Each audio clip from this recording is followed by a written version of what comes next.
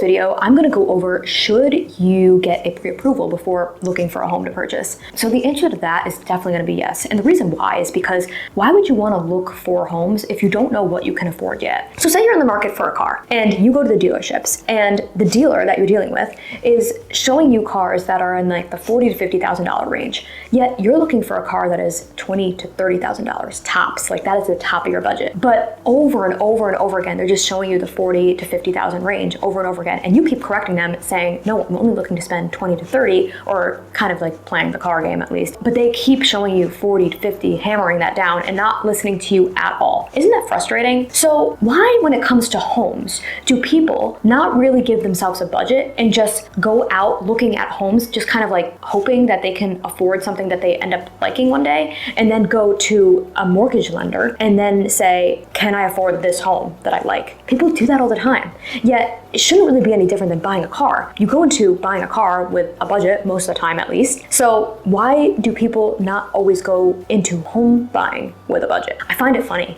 because I see people all the time coming to me and they're always saying like, oh, I just want to go look at homes. I think I can afford this. Price range sounds good. Yeah, that's the price range sounds good. I'll make it work. But at the same time, you just don't know. You don't know what you're going to get approved for. So why not talk to that lender beforehand, figure out what needs to be done with your financial scope, and then figure out what your budget is, and then see if you really want to shop in a certain price range. What you can do is just see what needs to be done to get you to that price range. And if not, if you're okay with working with a budget that's a little bit lower than that, you can then start looking today in that budget. So there's never a time where I recommend somebody start looking before getting pre-approved, unless it's like cash offer, I guess. That's like the only time, but that doesn't apply to this scenario.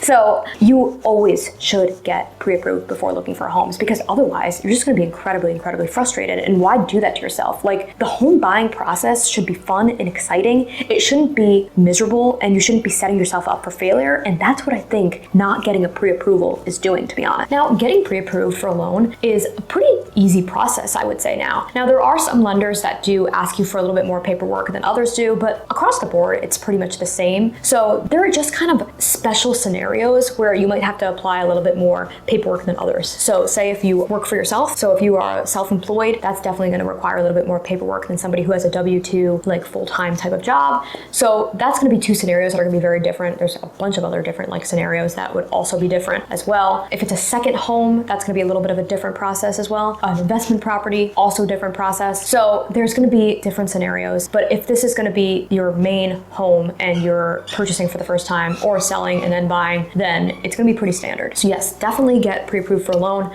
If you need any advice with lenders or have any other questions, always feel free to reach out to me because we're always here to help you.